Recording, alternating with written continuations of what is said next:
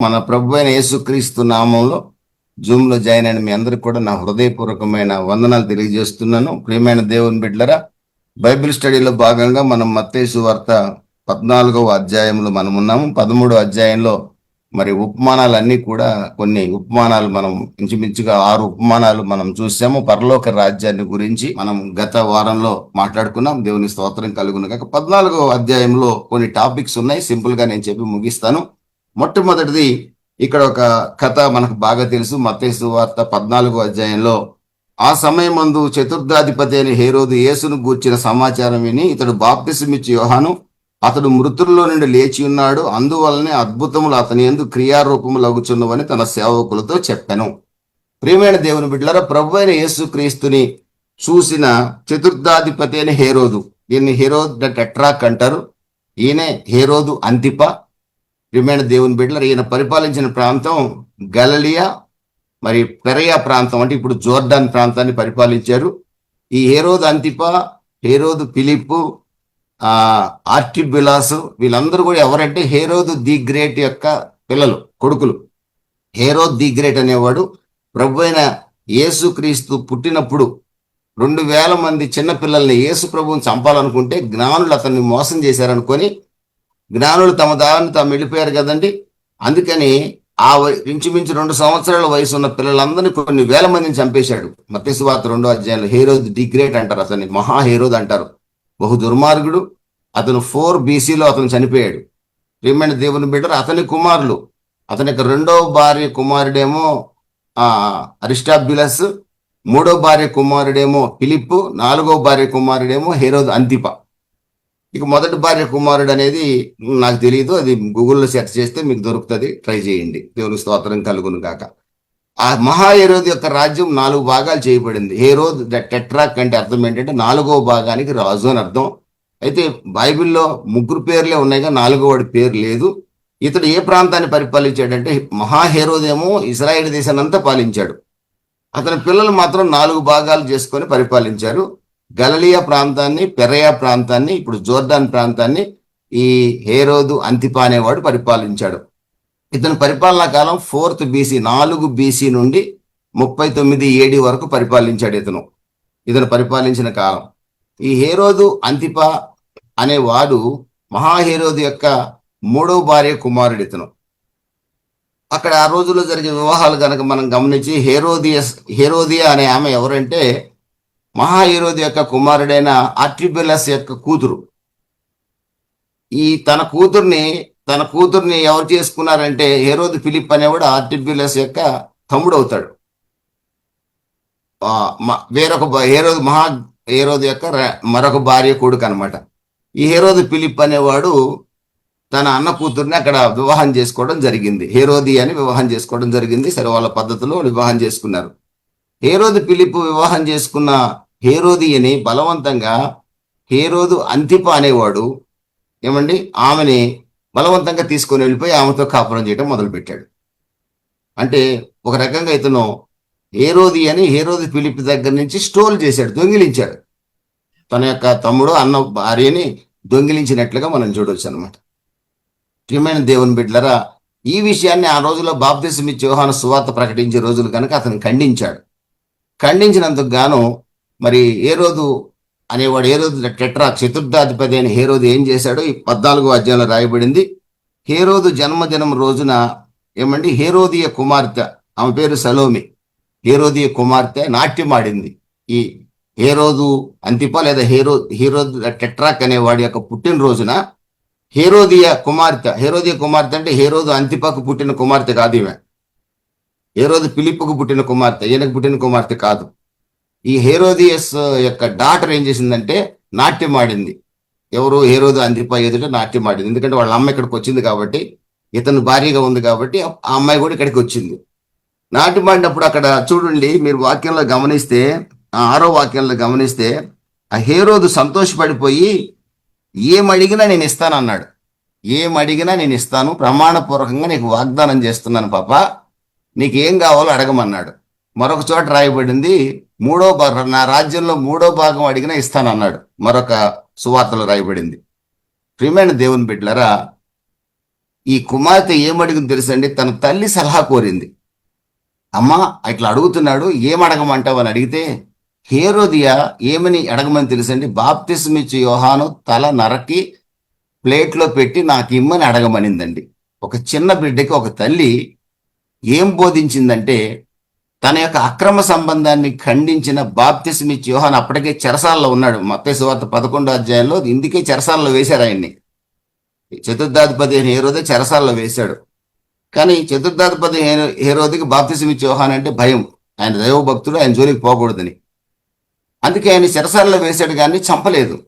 ఎప్పుడైతే ఈ అమ్మాయి నాట్యం ఆడి ఆయన మెప్పించిందో, ఏం కావాలో అడుగు, రాజ్యంలో భాగమైన ఇస్తానంటే, తల్లి తన బిడ్డ యొక్క భవిష్యత్తును చూసుకోకుండా ఆ తల్లి పగని బాప్తిస్మిచ్చి యోహాను మీద పగ పెంచుకుందండి. ఒక రకంగా పగని ఆమె ఆహారంగా భుజిస్తూ ఉంది. ఈరోజు ప్రభు ఈ వాక్యం ద్వారా మనకు చెప్పాలనుకున్నది ఏంటంటే, పగని ఆహారంగా భుజించకండి. Don't eat grudge, don't nurse grudge. గ్రడ్జిని రోజు రోజు పెంచుకోకండి. ఎవరి మీదైనా పగ ఉంటే ప్రభువుకి అప్పగించి పగ తీసేసుకోండి. ఆ పగను రోజు రోజుకి పెంచుకుంటే ఏమో తెలుసండి, ఇక్కడ ఏమైనా తెలుసండి, ఆ తల్లి ఇచ్చిన సలహా బిడ్డ జీవితాన్ని పాడు చేసిందండి. రాజ్యంలో 3వ భాగం పొందాల్సిన పిల్ల, చిన్న యవన కాలంలోకి అడుగు పెడుతున్న పిల్ల, బాప్తిస్మిచ్చి యోహాను తల తెగ నరకటం మరి హేరోదికి ఇష్టం లేకపోయినా, మాటిచ్చాడు కాబట్టి తప్పకూడదు కాబట్టి సైనికులను పంపించి తల నరికి ఆ ప్లేట్లో పెట్టి ఆ చిన్న బిడ్డ చేతిలో పెడితే, ఆ చిన్న బిడ్డ ఎంత మానసిక సంఘర్షణకు లోనై ఉంటుంది చెప్పండి. మన పిల్లలు ఎవరైనా ఇద్దరు కొట్టుకుంటుంటే కూడా చూడలేరు, భయపడిపోతారు. ఒక తల నరికి ప్లేట్లో పెట్టి చిన్న బిడ్డకి ఇస్తే ఆ చిన్న బిడ్డ సైకలాజికల్గా ఎంత డిస్టర్బ్ అయిందో నేను అనుకోవటం, ఆ పిల్ల జీవితం వేస్ట్ అయిపోయి ఉంటుందని నా నమ్మకం. కారణం ఏంటంటే, తల్లి పగను పెంచుకుంది, తల్లి పగని ఆహారంగా భుజించింది. ఏ సహోదరి సహోదరుడా, దేవుని ప్రేమతో ఒక దైవ సేవకుడిగా బతిమలాడుకుంటున్నాను, ఎవరి మీద పగను పెంచుకోవద్దు. దేవునికి స్తోత్రం కలుగును గాక. మన కీడు చేసిన వారికి కూడా మనం మేలు చేయమని బైబిల్ చెప్తుంది.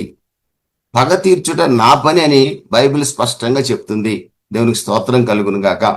అందుకనే పొరపాటును కూడా పగని ఎవరి మీద మనం పగ ఉండకూడదు. ఆ పగ రాకూడదు. ఒకవేళ వస్తే కూడా గంటలోనే మన దగ్గర నుంచి వెళ్ళిపోవాలి, 24 అవర్స్లో మన దగ్గర నుంచి దూరం అయిపోవాలి. మనకి ఎంత అన్యాయం చేసినాడు మీదైనా సరే వాడు అంతు తేల్చాలన్న పగ సైంటిఫిక్గా రుజువైంది ఏంటంటే, వాడిలో ఆ పగ పగ పగ పెరిగిపోయి వాడి అవయవాలన్నిటిని కూడా తినేస్తుందండి. వాడి శరీర అవయవాలన్నీ రోజు రోజుకి ఆ పగే తినేస్తుంది. మనం ఇతరుల మీద పగబడితే ఆరోగ్యపరంగా, సైంటిఫిక్గా, మెడికల్గా అది మనకే హానికరమని సైన్స్ కూడా తెలియజేస్తుంది. ప్రభువైన యేసుక్రీస్తు సెలవిస్తున్న మాట చాలా స్పష్టంగా మార్కు సువార్త 6వ అధ్యాయం 19వ వాక్యంలో అంటాడు, హేరోదు రాజ్యంలో half of the kingdom offer చేస్తాడు. Half of the kingdom. Mark 6:19 కూడా ఇదే స్టోరీ రాశారు. Half of the kingdom offer చేస్తాడు, రాజ్యంలో సగం భాగం. కానీ ఆ తల్లి ఏం సలహా చెప్పిందో తెలుసండి? అక్రమ సంబంధం పెట్టుకున్న ఆ తల్లి ఎంత దుర్మార్గమైన సలహా ఇచ్చింది తెలుసండి? బాప్తిస్మిచ్చి యోహాను అనే భక్తుడి యొక్క తల నరికి నాకు బహుమానంగా ఇమ్మని అడుగు అని కుమార్తెను ప్రేరేపించిందండి. ఏ సహోదరి సహోదరులారా, సంఘాలలో సేవకులుగా ఉన్న మీరు పగను గురించి చాలా స్పష్టంగా చెప్పండి. పగ ఎముకల్ని తినేస్తుందండి. పగ ఆశీర్వాదానికి మనకి చోటు ఇవ్వదండి. 1 పేతురు 3వ అధ్యాయం 9వ వాక్యంలో అంటాడు, కీడు ప్రతికీడు చేయకండి. ఏమండి? కీడుకు ప్రతికీడు చేయకండి, దీవించండి. ఆశీర్వాదానికి మీరు వారసులు కావాలంటే కీడుకు ప్రతికీడు చేయక, దూషణకు ప్రతి దూషణ చేయక. 1 పేతురు 3:9 మీరు స్పష్టంగా చూసుకుంటే, దూషణకు ప్రతిదూషణ చేయొద్దు, కీడుకు ప్రతికీడు చేయొద్దు, మీరు ఆశీర్వదించండి అంతే. అప్పుడే మీరు ఆశీర్వాదానికి వారసులు అవుతారండి. సేవకుడైన విశ్వాసైనా ఈరోజు నీకు చాలా ఇంపార్టెంట్, ముఖ్యమైన విషయం అండి. ఈ విషయంలో ఆ తల్లి పగని ఆహారంగా తింటూ తింటూ పెంచుకుంటూ బిడ్డ జీవితాన్ని పాడు చేసింది కదండి. ఈరోజు ఒక తల్లి తండ్రి పగని పెంచుకుంటూ, ఏమంటే కొంతమంది పెద్ద పెద్ద సంఘాల్లో నేను చూశాను, చిన్నప్పుడు చెప్పుకుంటుండేవాళ్ళు. చిన్నప్పుడు అంటే మాకు మ్యారేజ్ అయిన తర్వాత కొంతమంది చెప్పుకుంటుంటే విన్నాను. పాస్టర్ల గురించి ఇంట్లో తల్లిదండ్రులు వాడు వీడని మాట్లాడుకుంటారంట. ఆ చర్చి పోక తప్పదు, ఎందుకంటే కుల సంబంధం ఏం చర్చి అది, వాళ్ళు అక్కడికే పోవాలి తప్పదు. ఇక అతనే పాతి పెట్టాలి ఏ రోజుకైనా. మరి ఇంకో మంచి చర్చికి పోతారంటే పోరు, అక్కడికే పోతారు సెలేసుకున్నట్లుగా. మళ్ళీ ఆ పాస్టర్ అమ్మను గురించి మాట్లాడుకుంటుంటారు. ఒకరోజు ఆ తల్లిదండ్రులు లేనప్పుడు ఆ పాస్టర్ గారు పాస్టర్ అమ్మ విజిటింగ్కి వచ్చారు. విజిటింగ్కి వచ్చారు. విజిటింగ్కి వస్తే జరిగింది ఏంటి తెలుసండి? ఆ పిల్లలు ఎవరి పిల్లలు ఇద్దరు కూర్చొని ఉన్నారు. వాళ్ళు చెప్పింది ఏంటి తెలుసండి? అన్ని మాట్లాడిన తర్వాత, పాస్టర్ గారండి మా నాన్న మా అమ్మ రోజు మిమ్మల్ని తిట్టుకుంటారండి అని చెప్పారు. మా నాన్న మా అమ్మ రోజు మిమ్మల్ని తిట్టుకోవటమేనండి, అసలు పాస్టర్ అమ్మ అసలు మంచిది కాదంటగా అని చిన్నపిల్లల వాళ్ళకి ఏం తెలిసి ఉండదు అన్నట్టు చెప్పారు. అప్పులోడు గనక నాన్న లేడని చెప్పరా అన్నాడు అనుకోండి, మన చిన్నపిల్లలకి మనకు ఎవరైనా అప్పులోడు మన ఇంటికి వస్తే మా నాన్న లేడురా అని చెప్పమన్నాం అనుకోండి, వాడేం చెప్తాడు? చిన్నపిల్లడు మా నాన్న మంచం కింద ఉన్నాడని చెప్తాడు. అలాగ పిల్లలకి ఆ విధమైన గ్రడ్జి నేర్పించేసి సేవకులు అంటే విలువ లేకుండా చేస్తారు కొంతమంది తల్లిదండ్రులు, సంఘం అంటే విలువ లేకుండా చేస్తారు. చర్చికి పోరా అంటే ఏం పోతాంలే అని రాజకీయాలు, మేమేం పోతాం అంటారు. చాలా మంది ఆ భయంకరమైన పరిస్థితుల్లో పిల్లల్ని ఆ విధంగా తయారు చేస్తారండి. వద్దండి, దేవునికి స్తోత్రం కలుగు. ఒక సేవకుడు గురించి మాట్లాడుకోవడం మనకు వ్యర్థం. నీకు ఇష్టం లేకపోతే అక్కడి నుంచి కాముగా పక్కకు తప్పుకోవాలండి, అంతేనండి. అంతేగాని మాట్లాడుకొని పిల్లల జీవితాలను పాడు చేయొద్దని ఒక దైవ సేవకుడిగా నేను మీకు ప్రేమపూర్వకంగా చెప్తున్నానండి. Don't nurse grudge in your heart. హృదయంలో పగని మీరు పెంచి పోషించుకోపోకండి, దేవుడికి అప్పగించండి. సామెతల గ్రంథం 19వ అధ్యాయం 11వ వాక్యం చక్కటి మాట ఒకటి ఉందండి. సామెతల గ్రంథం 19వ అధ్యాయం 11వ వాక్యంలో ఒక మాట ఉందండి. ఒకని సుబుద్ధి వానికి దీర్ఘశాంతమునిచ్చును, తప్పులు క్షమించుట అట్టి వానికి ఘనతనిచ్చును. తప్పుని క్షమించుటే, ఎవరైనా మనకు వ్యతిరేకంగా తప్పు చేస్తే వాడిని క్షమించటమే మన ఘనత. దేవునికి స్తోత్రం కలుగును కాక. మనల్ని ఎవరైనా దూషించినప్పుడు వారిని క్షమించామనుకోండి, అది మనకు ఘనత. దేవుని ద్వారా మనం ఘనత పొందగలమండి. దేవునికి స్తోత్రం కలుగును కాక. మనల్ని అఫెండ్ చేశారనుకోండి, వాళ్ళని ఫర్గివ్ చేసామనుకోండి, అదే గొప్ప ఘనత మనకి. దేవునికి మహిమ కలుగును కాక. దేవుని దృష్టిలో దేవుడు సంతోషపడతాడు. హెబ్రీ 12 అధ్యాయం 15 వాక్యం రాసి ఉంది. హెబ్రీలు రాసిన పత్రిక 12:15లో చేదైన వేరు ఏది మీలో మొలవకుండా జాగ్రత్త పడండి. అక్కడ ఏశావును గురించి రాస్తూ, ఏశావు పగ పగ పగ పగ పెంచుకున్నాడండి యాకోబు మీద. ఏశావు పగని ఆహారంగా భుజించాడు, రోజు రోజుకి దానికి పగకి ఎరువేసి పెంచి పోషించాడు. ఏమైపోయిందండి? బైబిల్ అంటుంది అదే 12వ అధ్యాయంలో, ఏశావు భ్రష్టుడు వ్యభిచారి అయిపోయాడు అంటుందండి. ఏశావులో చేదైన వేరు మొలిచింది అంటుందండి. ఎవరి మీద మన పగ ద్వేషం ఉంటే చేదైన వేరు మనలో ఉన్నట్టే లెక్క.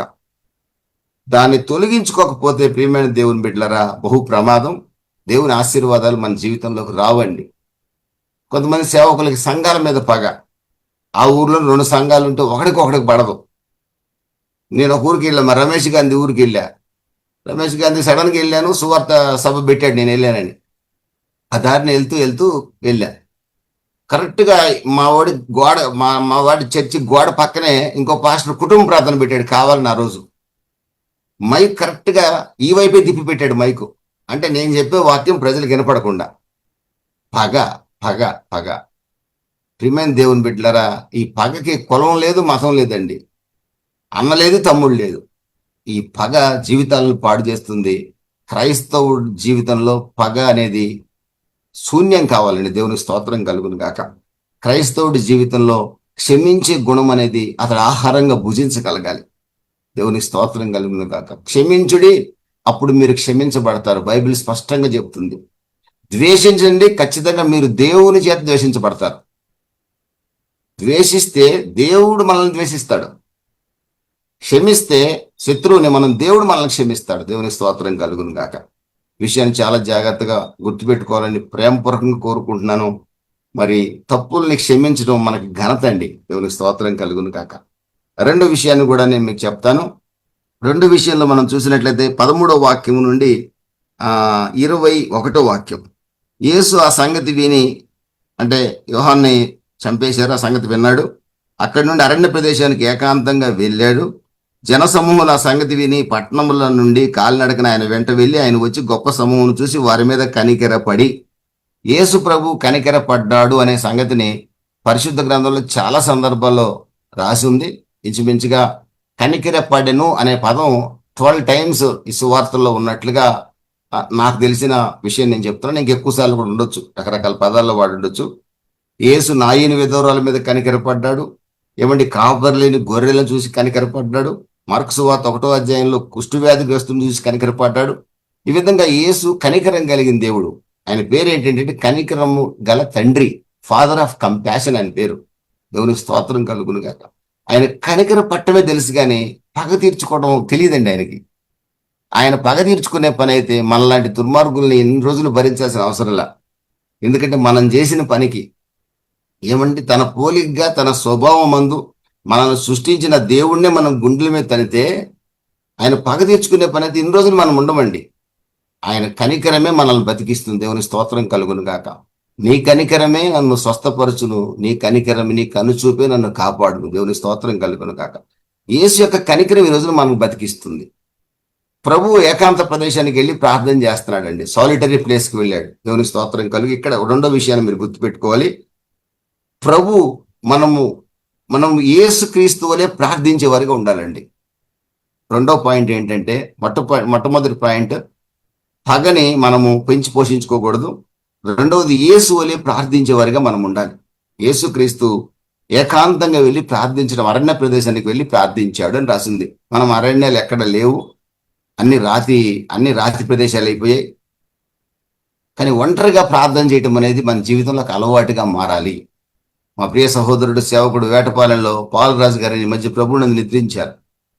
నేను అక్కడికి వెళ్ళలేకపోయాను. ప్రభు చిత్తమైతే ఆ కుటుంబాన్ని పరామర్శించడానికి ఒక 3 రోజులు అక్కడ మీటింగ్స్ అరేంజ్ చేసి వెళ్ళాలని అనుకుంటున్నాను. ఎప్పుడు నేను ఆ ప్రాంతానికి వెళ్ళినా సాయంత్రం 5 అయితేనా బ్యాగ్ తీసుకో అంటాడు. ఎక్కడికన్నా అంటే అక్కడ మామిడి తోటలోకి వెళ్దాం అంటాడు. దేనికంటే ఒంటరి ప్రార్థన. చెరొక చెట్టు కింద కూర్చొని గంట ప్రార్థన చేస్తాం. మళ్ళీ ఇద్దరం కలిసి మళ్ళీ ఒక గంట ప్రార్థన చేస్తాం. ఏకాంత ప్రార్థన అంటే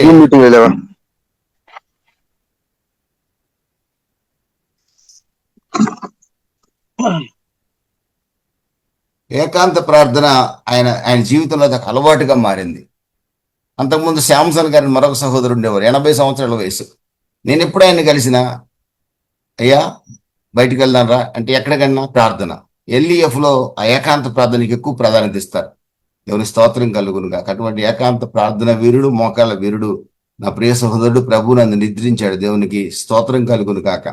ప్రియమైన దేవుని బిడ్డలరా, ఒంటరి ప్రార్థన లేదా ఏకాంత ప్రార్థన, ప్రత్యేక ప్రార్థన, ఇది అరణ్యంలోకి పోవాల్సిన అవసరం లేదు, లేకపోతే ఇంకెక్కడెక్కడికో పోవాల్సిన అవసరం లేదు, సమాధుల్లోకి వెళ్ళి సమాధి మీద కూర్చొని ప్రార్థన చేయాల్సిన అవసరం లేదు. ప్రభు అయిన యేసుక్రీస్తు అనేక సందర్భాల్లో కూడా రాత్రంతా అనేక మంది రోగుల్ని, దయ్యాలు పట్టిన వాళ్ళని స్వస్థపరిచి, మార్కు సువార్త 1వ అధ్యాయంలో కూడా మీరు చదివితే అరణ్య ప్రదేశమునకు వెళ్ళి ఒంటరిగా ప్రార్థన చేసినట్లుగా మనం చూడొచ్చు. మార్కు 1వ అధ్యాయంలో స్పష్టంగా రాయబడి ఉంది. అదేవిధంగా మార్కు సువార్త 6వ అధ్యాయంలో కూడా అదే రాస్తున్నారు, సాలిటరీ ప్లేస్కి వెళ్ళి ఆయన ఏకాంతంగా ప్రార్థన చేశాడని.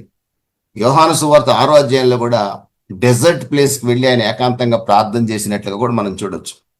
ప్రియమైన దేవుని బిడ్డలారా, ఈ చోట మనం నేర్చుకోవాల్సింది యేసు వలె ప్రార్థించేవారిగా మనం ఉండాలి. అంతకుముందు ఒక సబ్జెక్ట్ చెప్పాను నేను, ఒకవేళ మీకు గుర్తుంటే జ్ఞాపకం చేసుకోండి. ప్రభు చిత్తం మరొకసారి కూడా మనం మాట్లాడుకుందాం.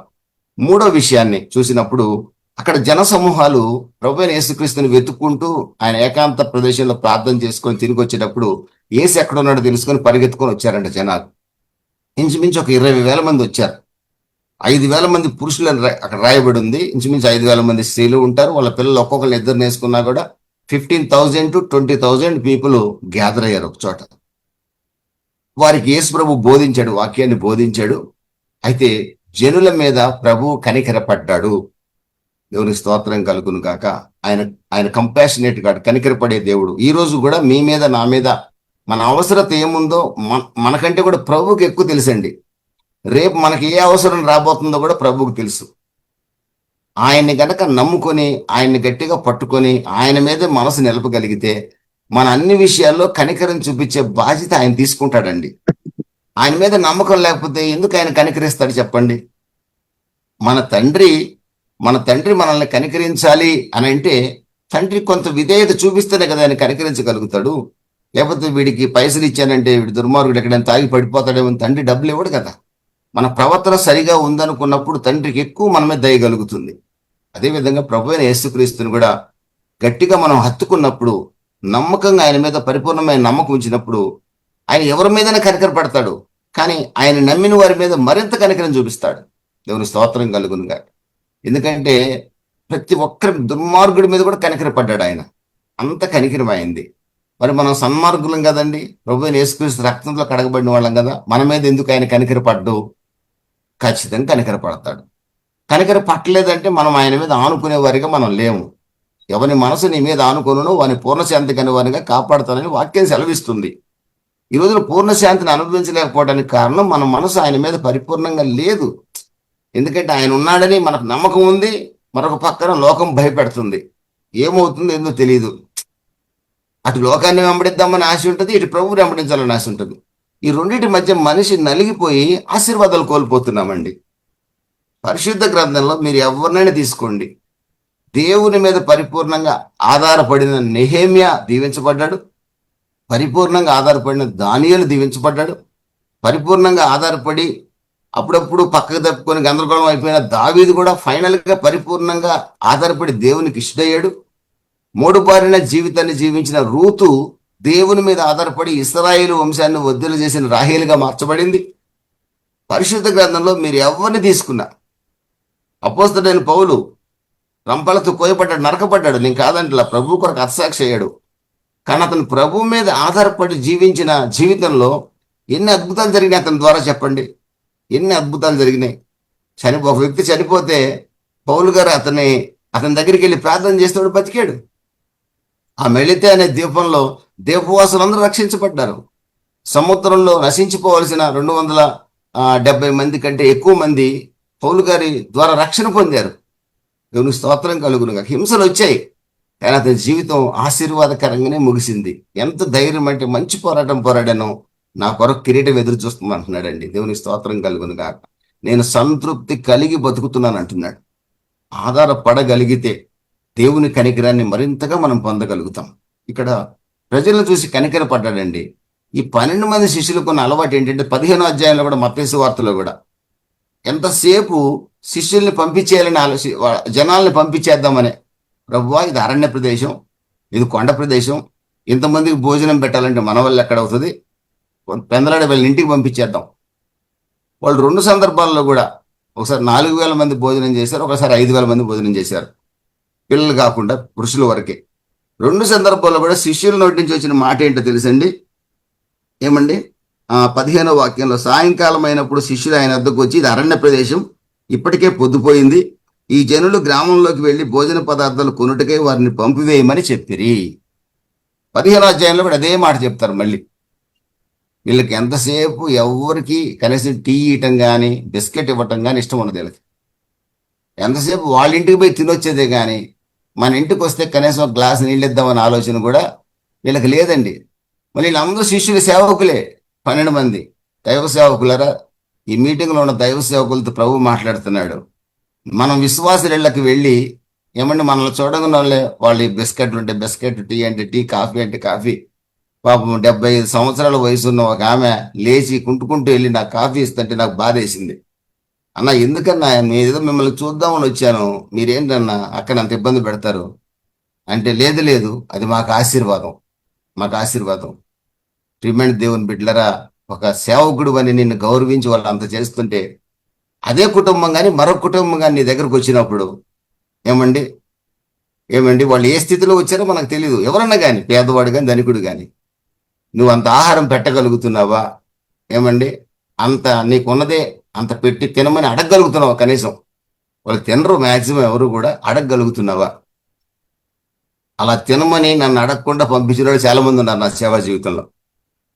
నన్ను తినమని చాలా మంది అడగలేదు, కాముగా నేను వెళ్ళిపోతున్న సందర్భాలు ఉన్నాయి. నాతో వచ్చిన పిల్లలు కూడా అలాగే వచ్చేసి మధ్యదారులు హోటల్లో భోజనం చేసే సందర్భాలు కూడా ఉన్నాయి. నేను దేవుని స్తోత్రం అనుకుంటా, ఎందుకంటే నాకు ఎవరు భోజనం పెట్టకుండా ఉంటే బాగుండు అనుకుంటాను నేను. ఎందుకంటే వాళ్ళు ఏదేదో పెడతారు, నేను తినలేను. నా మనసుకు తగ్గట్టుగా దేవుడు వాళ్ళు పెట్టకుండా చేస్తున్నాడు అక్కడక్కడ.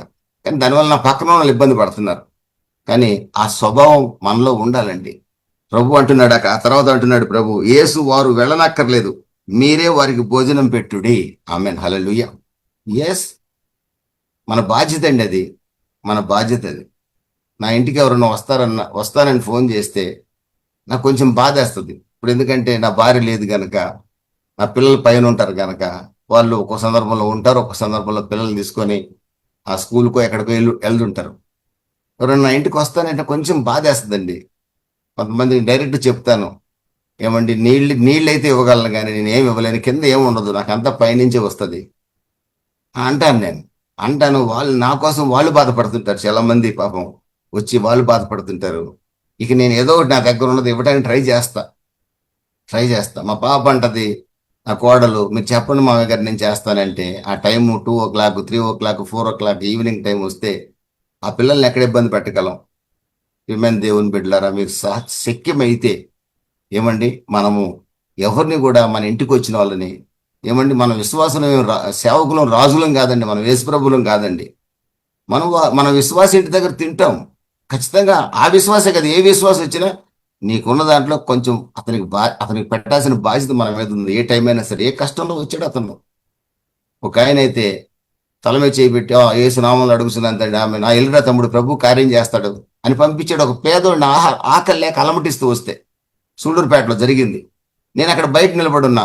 ఏమన్నా వచ్చారంటే, దశంభాగం తీసుకొని ఇద్దామని వచ్చానయ్యా, 1 గంట అయింది, భోజనం పెడతాడేమో అనుకున్నాను, దశంభాగం ఇచ్చాను కానీ భోజనం పెట్టలేదు అన్నాడు. అప్పుడు మా వాళ్ళు ఒకళ్ళు హోటల్కి తీసుకుపోయి అతనికి అన్నం తినిపించారు. బహు దుర్మార్గం అండి ఇది. ప్రభు అయిన యేసుక్రీస్తు ఏమంటున్నాడు తెలుసండి, వాళ్ళు వెళ్ళక్కర్లేదు, మీరే భోజనం పెట్టండి. దేవునికి స్తోత్రం కలుగు. ఇక్కడ నేర్చుకోవాల్సిన పాయింట్ ఇంకొకటి, మరొక విషయాన్ని కూడా మీరు గమనించినట్లయితే, అక్కడ మీ దగ్గర ఏమున్నాయని అడిగినప్పుడు, ఏమండి, అక్కడ 5 రొట్టెలు 2 చేపలు, ఏమండి, వారు ఇక్కడ మన యొద్ద 5 రొట్టెలు 2 చేపలు తప్ప మరేమీ లేవని చెప్పారు. శిష్యులు పంపించేయమన్నారు. ప్రభు అన్నాడు, అసలు మన దగ్గర ఏమున్నాయి, వాళ్ళు వెళ్ళక్కర్లేదు, మన దగ్గర ఏమున్నాయని అడిగాడు. 5 రొట్టెలు 2 చేపలు ఉన్నాయి అన్నాడు. 15వ అధ్యాయంలో ఎవరు మా దగ్గర ఏం లేవన్నారండి. ఒక చిన్న పిల్లోడు నా దగ్గర ఉన్నాయి అన్నాడండి. దేవునికి స్తోత్రం కలుగును గాక. ఒక చిన్న పిల్లోడు, ఆ చిన్న పిల్లోడు స్వభావం మనకు ఉండాలండి. చిన్న పిల్లవాడి స్వభావం మనకు ఉండాలి. ప్రభువుకి ఏది ఇచ్చినా అది మనకు ఆశీర్వాదమైన ఆలోచన ఈ రోజున అనేకులు లేకపోవడం శోచనీయం, బాధాకరం. వీళ్ళు ఏమనుకుంటున్నారంటే, నేను పాస్టర్కి ఇస్తున్నాను అనుకుంటున్నారు. పాస్టర్ కాదండి ఇచ్చేది, ప్రభువుకి ఇస్తున్నాం అంతే, దాన్ని మర్చిపోవటమే. దేవుని స్తోత్రం కలుగును గాక. ఆ మంచి హృదయంతో ఇచ్చే వాళ్ళందరూ నాకు తెలిసిన వాళ్ళు గొప్ప ఆశీర్వాదాల్లో ఉన్నారండి. ఆర్థికంగా, ఆరోగ్యపరంగా, ఆత్మీయంగా కూడా ఉన్నత స్థాయి అనుభవాల్లో వాళ్ళ పిల్లలు ఉన్నారు. నేను సంతోషపడతాను.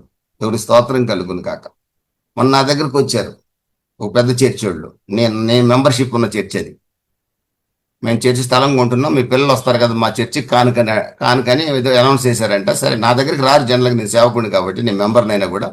మా పిల్లలు ఇద్దరు వెళ్తున్నారు ఆ చర్చికి కాబట్టి కమిటీ అంతా నా దగ్గరికి వచ్చింది.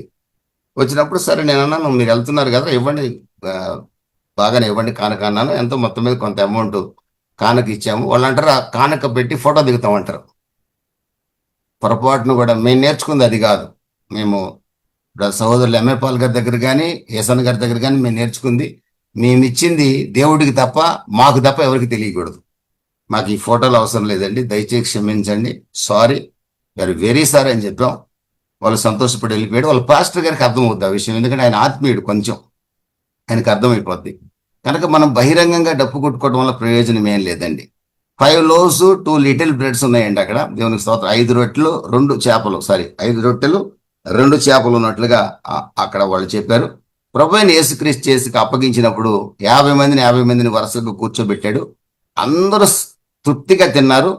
12 గంపలు మిగిలిన రొట్టెలన్నీ 12 మంది శిష్యుల నెత్తి మీద 12 గంపల ఆ రొట్టెలు పెట్టాడు. 5,000 మంది తిన్నారు. అంటే ఇంచుమించుగా 15,000 మంది దాకా తిన్నారు. ప్రియమైన దేవుని బిడ్డలారా, ఈ చోట మనం నేర్చుకోవాల్సిన 3వ పాఠం ఏమిటంటే, మనకు ఉన్నదాన్ని జ్యోతిర్మయుడైన తండ్రి దగ్గర నుంచి వచ్చింది. యాకోబు రాసిన పత్రిక 1వ అధ్యాయం 14-15 వాక్యాల్లో మీరు చూస్తే, దేవుడు మనకిచ్చిందంతా కూడా జ్యోతిర్మయుడైన తండ్రి వద్ద నుంచి వచ్చింది అని గుర్తుపెట్టుకొని, ఇది నేను కష్టపడి సంపాదించాను, నా శ్రమ, నా రక్తం అని అనుకోకుండా, ఏమండి, దేవుడికి ఇవ్వటానికి ఎప్పుడు కూడా మనం సిద్ధంగా ఉండాలనేది ఇక్కడ పాఠం అండి. శిష్యులు ఏమనుకున్నారండి, 5 రొట్టెలు 2 చేపలు మనం తినేద్దాం అనుకున్నారు. కానీ ఏసు చేతికి ఇస్తే అది డబల్, త్రిబుల్, ఇక 4 times 1000 times అవుతున్న వాళ్ళకి అర్థం కాల.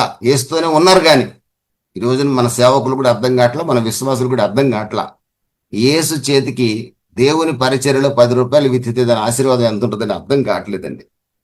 మల్టిప్లై కావాలంటే నీ జీవితంలో ఏదైనా సరే, మళ్ళీ మల్టిప్లై కావాలని మరుసటి రోజు ఎదురు చూడొద్దు. 500 ఇచ్చి రేపు పొద్దునే 1000 రూపాయలు కావాలనొద్దు. అవుతుంది, ఎలా ఎలా అవుతుందో తెలియదు. మీ పిల్లల ద్వారా దేవుడు చేస్తాడో, మీ పిల్లల్ని బహుగా దీవించడం ద్వారా దేవుడు నిన్ను మల్టిప్లై చేస్తాడో, లేదా నీ సంఘాన్ని బహుగా అభివృద్ధి చేసి మల్టిప్లై చేస్తాడో, లేకపోతే నీకు బహు ఆరోగ్యం ఇచ్చి హాస్పిటల్కి వెళ్ళాల్సింది నీకు ఆరోగ్యం ఇచ్చి లక్షలు ఖర్చు పెట్టకుండా మిగిలేటట్టు చేస్తాడో, ఎలా చేస్తాడో నాకు తెలియదు. మొత్తం మీద మల్టిప్లై చేస్తాడు. ఆయన చేతికి ఇస్తే చాలు. దేవునికి స్తోత్రం కలుగును గాక. లూకాసు వార్త 6వ అధ్యాయం మీకు బాగా తెలుసు. Give it shall be given, ఇవ్వండి మీకు ఇవ్వబడుతుంది. పాపం వాళ్ళు బలవంతంగానే ఇచ్చారు, కానీ శిష్యులు కూడా తృప్తిగా తిన్నారు. పాపం బలవంతంగా ఇచ్చినా ఏమంటే స్టార్టింగ్లో కొద్దిగా బలవంతంగానే ఇచ్చారు, ఈటం ఇష్టం లేకుండా ఇచ్చారు. ముందు పంపేయమన్నారు. ప్రభు అడిగితే ఏముందని అడిగితే అబద్ధం చెప్పలేకపోయారు. సరే బలవంతంగా ఇచ్చినా కూడా వాళ్ళు కూడా తృప్తిగా తిన్నారు. విశ్వాసానికి గుర్తుగా ఆయన చేసిన కార్యానికి గుర్తుగా ఒక్కొక్కరి నెత్తి మీద ఒక్కొక్క గంప పెట్టాడు, రొట్టెల గంప. ఇది గంప అని మనం చెప్పుకుంటాం, కానీ మామూలుగా ఒక చిన్న బ్యాగ్ అని ఇచ్చాడని పండితులకు అభిప్రాయం. అంటే చూడండి, నాకు ఇస్తే మీకు ఇంకా మిగిలిందే కానీ తరగలేదు. దేవుని స్తోత్రం కలుగును గాక. ప్రియమైన దేవుని బిడ్డలరా, ప్రియమైన వారలరా, మరొక విషయాన్ని కూడా మనం ఈ అధ్యాయంలో నేర్చుకుందాం. మరి పేతురు సంఘటన మీకు బాగా తెలుసు. 22వ వాక్యం నుంచి మీరు చూస్తే, మరి శిష్యులు దోణి ఎక్కి వెళ్తూ ఉన్నారు గలిలయ సముద్రంలో. ప్రభు అయిన యేసుక్రీస్తు ఏమో వారితో లేడు. ఏమండి, ప్రభు అయిన యేసుక్రీస్తు వారితో రాలేదు. ప్రభు అయిన యేసుక్రీస్తు ఫిజికల్ గా వారితో లేనందువల్ల యేసు లేడని ఆలోచనలో వాళ్ళు ఉన్నారు. ఈ రోజున ప్రభు అయిన యేసుక్రీస్తు మనతో లేడు, అందుకే మనం ధన్యులం. తోమాతో ఏం చెప్తాడు ప్రభు? ఏం చెప్తాడు? చూచి నమ్మిన వారి కంటే చూడక నమ్మిన వారు ధన్యులు. మనం యేసు ప్రభుని చూసి నమ్మట్లా. అసలు యేసు ప్రభు ఎట్లుంటాడో మనకు తెలియదు. ఈ కళ్ళ వచ్చే ఎంత అబద్ధం, మోసం. తెల్ల బట్టలు వేసుకున్నాడు, గడ్డం ఉంది. ఈ ఫోటోల్లో చూసి కళ్ళు వస్తుంటాయి కొంతమందికి. సరే, మంచి కళ్ళే, నేను కాదని చెప్పను. దేవునికి స్తోత్రం కలుగునుగా. కళ్ళ కంటే చాలా మంచిదే. ఎందుకంటే లోకంలో కూడా అబ్దుల్ కలాం లాంటి కూడా కళ్ళ కనండి అని చెప్పాడు. ఆ పుస్తకం కూడా రాశాడు. సరే, ఆ కళ్ళ మనకు వద్దులేండి. దేవుని కళలు కంటం మంచిదే. దేవునికి స్తోత్రం కలుగునుగాక.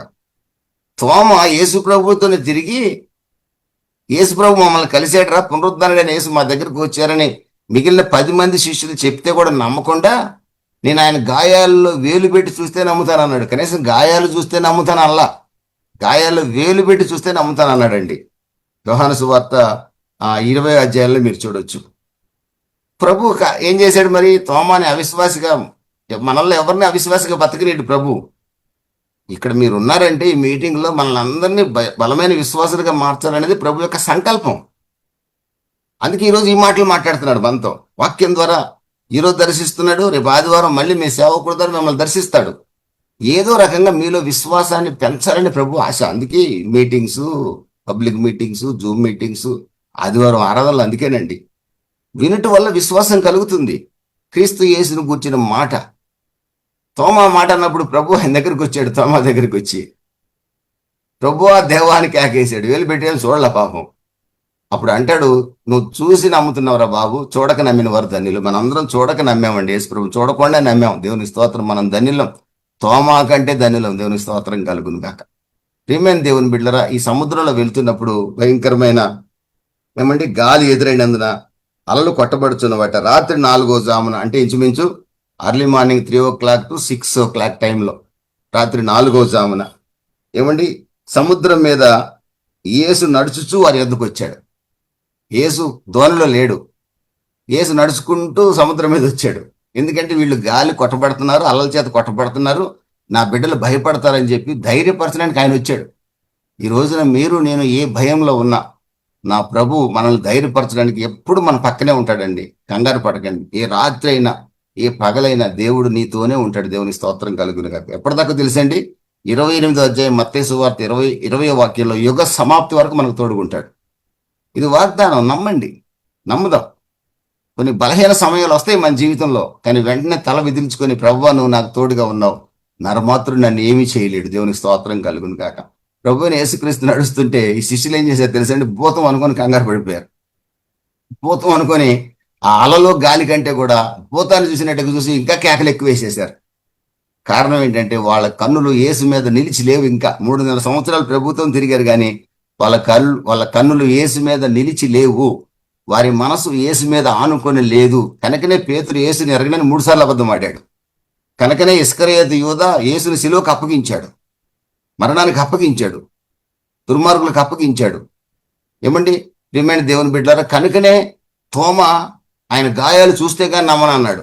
అంటే వాళ్ళలో విశ్వాసం లేదు ఆ రోజుకి. ఇంకా కారణం పరిశుద్ధాత్మను వారు పొందలేదు. ఈరోజు మీరు నేను ఎవరో తెలుసా? పరిశుద్ధాత్మ అభిషేకం పొందిన వాళ్ళం. పొందిన వారం అయితే మనం పొరపాటును కూడా భయపడకూడదు. దైవమని భయపడ్డారండి, భూతం అనుకొని భయపడ్డారు. అప్పుడు ప్రభు అంటాడు పేతురుని చూసి, నీవే అయితే నేను నీళ్ళ మీద నడుస్తాను, నన్ను నడిపించి చూద్దాం అన్నాడు పేతురు. పేతురు నడవమన్నాడు ప్రభు, నీళ్ళ మీద నడిచి నా దగ్గర రమ్మన్నాడు. యేసును చూసినంత వరకు బాగానే నడిచాడండి. యేసును చూసేవాడు యేసునే చూడొచ్చు కదండి, మళ్ళీ లోకాన్ని చూడటం మొదలుపెట్టాడు. అదండి 2 పడవల మీద కాళ్ళు వేయటువంటి అది ప్రమాదం. యేసును చూసేవాడు చూడకుండా మళ్ళీ గాలిని అలల్ని చూస్తూ మొదలుపెట్టాడు. చూపు మారింది, పక్క చూపు వచ్చేసింది. ప్రియమైన దేవుని బిడ్డలరా, తిన్నని మార్గాల్లో విశ్వాసి నడవాలండి, తిన్నని మార్గాల్లో నడవాలి. ఏమండి యేసు మీదనే లక్ష్యం ఉంచాలి. హెబ్రీ 12:1 ప్రకారం యేసు మీదనే లక్ష్యం ఉంచాలి. హెబ్రీ 3:1 ప్రకారం యేసు మీదనే లక్ష్యం ఉంచాలి. యెషయా 26:3 ప్రకారం యేసు మీదనే మనసు ఉంచాలండి. సామెతల గ్రంథం 5:3 ప్రకారం ఏమండి యేసు మీదనే ఆధారపడాలండి. ఆ యేసు మీద ఆధారపడకుండా అతను పక్క చూపులు చూశాడు కనుక, ఆధారపడినంతసేపు బాగానే ఉంది, నడిచాడు నీళ్ళ మీద. పక్క చూపులు చూడంలోనే మునిగిపోవడం ప్రారంభించాడు. మునిగిపోతే ఏమంటున్నాడు? ప్రభువా ప్రభువా ప్రభు అని కేకలేస్తున్నాడు. ఈ రోజున మనలో ఎవరు లేరని నేను నమ్ముతున్నాను. ఒకవేళ మీరే నేనైనా మునిగిపోయే దశలో ఉంటే, ఏ కారణానైనా లోకంలో, ఇప్పుడు ప్రభువాని కేక వేసిన పేతురుని నీళ్లలో మునక్కుండా బయటికి లాగిన ప్రభు మనల్ని కూడా బయటికి లాగి కాపాడి మంచి పాత్రగా చేయడానికి ప్రభు ఈ రోజు కూడా సిద్ధంగా ఉన్నాడు. దేవుని స్తోత్రం కలుగును గాక. తీర్మానం ఎలా ఉండాలో తెలుసండి, ఆయన మీదే మనసు నిలపాలి. ప్రభువా నీ మీద నేను మనసు నిలుపుతాను, నేను ఎవరి మీద మనసు నిలపను ప్రభువా అనే ఒక తీర్మానంతో మనం ముందుకు రాగలిగితే ప్రభు ఈ రోజు కూడా మునిగిపోకుండా మనల్ని కాపాడటానికి సిద్ధంగా ఉన్నాడు. ఈ యొక్క పాఠం కూడా మనం నేర్చుకుందాం. దేవుని స్తోత్రం కలుగును గాక. యేసు వైపే చూద్దాం, మరి దేని వైపు చూడొద్దు. మన ఆధారం, మన పోషకుడు, మన ఆరోగ్య ప్రదాత, మన పిల్లల్ని సంరక్షించేవాడు, ఏమండి మన జీవితాలను ఉద్ధరించగలిగిన వాడు, పునరుద్ధరించగలిగిన వాడు ప్రభువే. ఆయన మీద ఆధారపడదాం, అద్భుతాన్ని చూద్దాం. దేవునికి స్తోత్రం కలుగును గాక. ఇట్టి కృప ప్రభు మనకు అందరికి కలిగించాలని ఒక దైవ సేవకుడు కోరుకుంటూ, పగని పెంచి పోషించకండి, తర్వాత కనికరం చూపించడం మాత్రం మరవకండి. మీకున్నది ఎంత ప్రభు చేతికి పెట్టగలితే అంత హృదయపూర్వకంగా ప్రభు చేతికి పెట్టండి. యేసు మీదనే మనసు నిలపండి. లీన్ అపాన్ గాడ్, దేవుని మీదనే ఆధారపడండి. దేవునికి స్తోత్రం కలుగును గాక.